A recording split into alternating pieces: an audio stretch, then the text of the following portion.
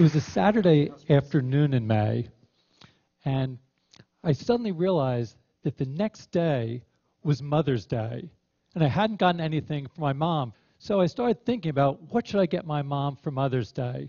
I thought, well, why don't I make her an interactive Mother's Day card using the Scratch software that I'd been developing with my research group at the MIT Media Lab. We developed it so that people could easily create their own interactive stories and games and animations, and then share their creations with one another. So I thought this would be an opportunity to use Scratch to make an interactive card for my mom. Before making my own Mother's Day card, I thought I would take a look at the Scratch website. So over the last several years, kids around the world, ages 8 and up, have shared their projects. And I thought, well, I wonder if of those 3 million projects, whether anyone else has thought to put up Mother's Day cards. So in the search box, I typed in Mother's Day, and I was surprised and delighted to see a list of dozens and dozens of Mother's Day cards that showed up on the Scratch website, many of them just in the past 24 hours by procrastinators just like myself. So I started taking a look at them. I saw one of them that featured a kitten and her mom, and wishing her mom Happy Mother's Day. And the creator very considerately offered a replay for her mom. Another one was an interactive project where when you move the mouse over the letters of Happy Mom Day, it reveals a special Happy Mother's Day slogan. In this one, the creator told a narrative about how she had Googled to find out when Mother's Day was happening. And then once she found out when Mother's Day was happening, she delivered a special Mother's Day greeting of how much she loved her mom. So I really enjoyed looking at these projects and interacting with these projects. In fact, I liked it so much that instead of making my own project, I sent my mom links to about a dozen of these projects. And actually, she reacted exactly the way that I hoped that she would. She wrote back to me and she said, "I'm so proud to have a son that created a software that allowed these kids to make Mother's Day cards for their mothers." So my mom was happy, and that made me happy. But actually, I was even happier for another reason. I was happy because these kids were using Scratch just in the way that we'd hoped that they would. That as they created their interactive Mother's Day cards, you could see that they were really becoming fluent with new technologies. What do I mean by fluent? I mean that they were able to start expressing themselves and to start expressing their ideas. When you become fluent with language, it means you can write an entry in your journal or tell a joke to someone or write a letter to a friend. And it's similar with new technologies. By creating these interactive Mother's Day cards, these kids were showing that they were really fluent with new technologies. Now, maybe you won't be so surprised by this because, a lot of times people feel that young people today can do all sorts of things with technology. All of us have heard young people referred to as digital natives. But actually, I'm sort of skeptical about this term. I'm not so sure we should be thinking of young people as digital natives. When you really look at it, how is it that young people spend most of their time using new technologies? You often see them in situations like this or like this. And there's no doubt that young people are very comfortable and familiar browsing and chatting and texting and gaming. But that doesn't really make you fluent. So young people today have lots of experience and lots of familiarity with interacting with new technologies, but a lot less so of creating with new technologies and expressing themselves with new technologies. It's almost as if they can read but not write with new technologies.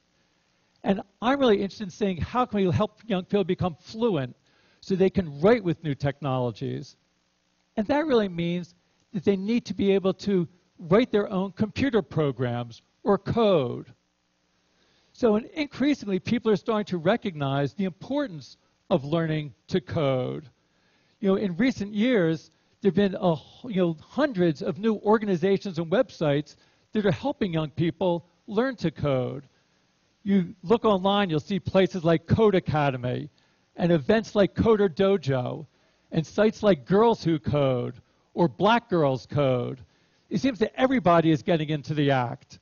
You know, just at the beginning of this year, at the turn of the new year, New York City Mayor Michael Bloomberg, you know, made a New Year's resolution that he was going to learn to code in 2012. A few months later, the country of Estonia decided that all of its first graders should learn to code. And that triggered a debate in the UK about whether all the children there should learn to code.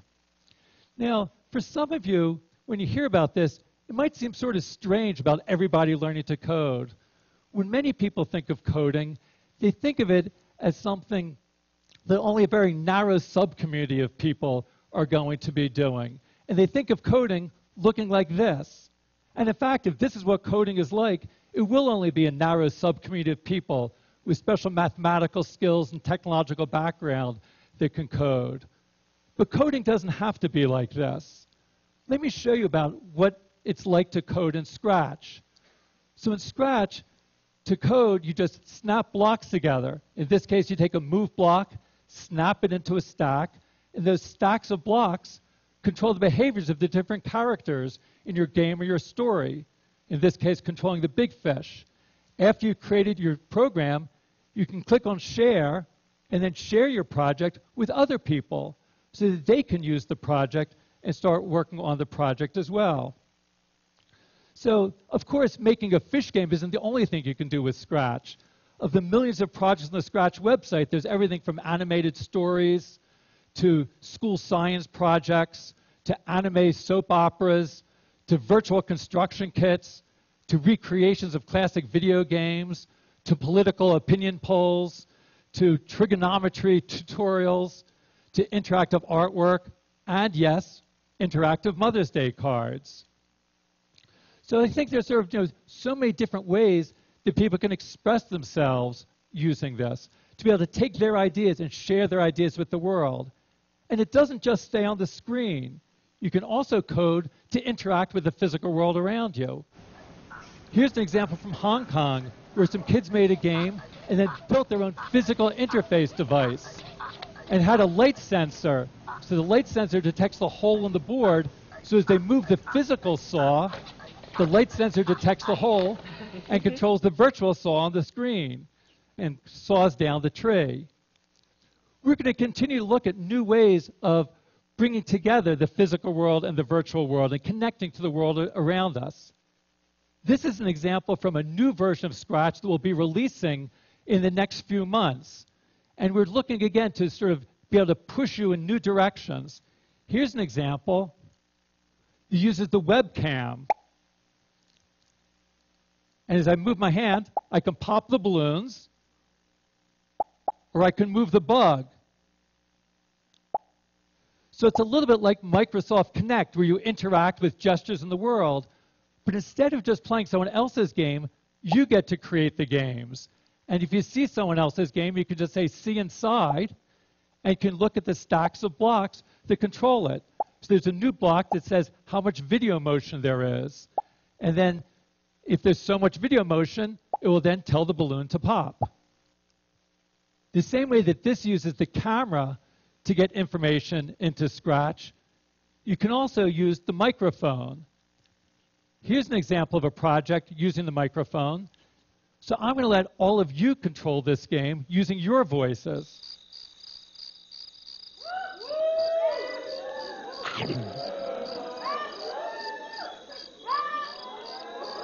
Good.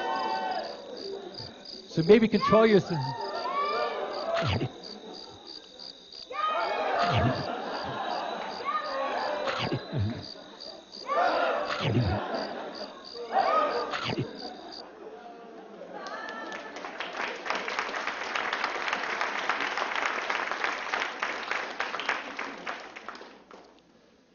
As kids are creating projects like this, they're learning to code, but even more importantly, they're coding to learn.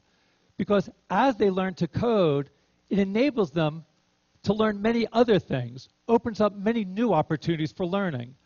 Again, it's useful to make an analogy to reading and writing. When you learn to read and write, it opens up opportunities for you to learn so many other things. When you learn to read, you can then read to learn. And it's the same thing with coding. If you learn to code, you can code to learn. Now, some of the things you can learn are sort of obvious. You learn more about how computers work, but that's just where it starts. When you learn to code, it opens up for you to learn many other things. Let me show you an example. Here's another project, and I saw this when I was visiting one of the computer clubhouses. These are after-school learning centers that we help start that help young people from low-income communities learn to express themselves creatively with new technologies. And when I went to one of the clubhouses a couple years ago, I saw a 13-year-old boy who was using our Scratch software to create a game, somewhat like this one. And he was very happy with his game and proud of his game. But also, he wanted to do more. He wanted to keep score. So this was a game where the big fish eats the little fish. But he wanted to keep score so that each time the big fish eats a little fish, the score would go up and it would keep track. And he didn't know how to do that. So I showed him that in Scratch, you can create something called a variable. I'll call it score. And that creates some new blocks for you. And it also creates a little scoreboard that keeps track of the score. So each time I click on change score, it increments the score. So I showed this to the clubhouse member. Let's call him Victor. And Victor, when he saw that this block would let him increment the score, he knew exactly what to do. He took the block and he put it into the program exactly where the big fish eats the little fish. So then, each time the big fish eats the little fish, it will increment the score, and the score will go up by 1. And it's in fact working. And he saw this, and he was so excited, he reached his hand out to me, and he said, "Thank you, thank you, thank you." And what went through my mind was, how often is it that teachers are thanked by their students for teaching the variables? It doesn't happen in most classrooms. But that's because in most classrooms, when kids learn about variables, they don't know why they're learning it. It's nothing that really they can make use of. When you learn ideas like this in Scratch, you can learn it in a way that's really meaningful and motivating for you. You can understand the reason for learning variables. And we see that kids learn it more deeply and learn it better. Victor, I'm sure, had been taught about variables in schools, but he really didn't. He wasn't paying attention. Now he had a reason for learning variables. So when you learn through coding and coding to learn, that you're learning it in a meaningful context, and that's the best way of learning things. So as kids like Victor are creating projects like this, they're learning important concepts like variables, but that's just the start. As Victor worked on this project and created the scripts, he was also learning about the process of design, how to start with a glimmer of an idea and turn it into a fully fledged functioning project, like you see here. So he was learning many different core principles of design, about how to experiment with new ideas, how to take complex ideas and break them down into simpler parts, how to collaborate with other people on your projects, about how to find and fix bugs when things go wrong, how to keep persistent and to persevere in the face of frustrations when things aren't working well. Now, those are important skills that aren't just relevant for coding. They're relevant for all sorts of different activities. Now, who knows if Victor is going to grow up and become a programmer or a professional computer scientist? It's probably not so likely. But regardless of what he does, he'll be able to make use of these design skills that he learned, regardless of whether he grows up to be a marketing manager or a mechanic or a community organizer. That these ideas are useful for everybody. Again, it's useful to think about this analogy with language. When you become fluent with reading and writing, it's not something that you're doing just to become a professional writer. Very few people will become professional writers, but it's useful for everybody to learn how to read and write. Again, the same thing with coding. Most people won't grow up to become professional, computer scientists or programmers, but those skills of thinking creatively, reasoning systematically, working collaboratively, skills you develop when you code and Scratch are things that people can use no matter what they're doing in their work lives. And it's not just about your work life. Coding can also enable you to express your ideas and feelings in your personal life. Let me end with just one more example. So this is an example that came from after I had sent the Mother's Day cards to my mom. She decided that she wanted to learn Scratch. So she made this project for my birthday and sent me a happy birthday Scratch card. Now, this project is not going to win any prizes for design, and you can rest assured that my 83-year-old mom is not training to become a professional programmer or computer scientist. But working on this project enabled her to make a connection to someone that she cares about, and enabled her to keep on learning new things and continue to practice her creativity and developing new ways of expressing herself.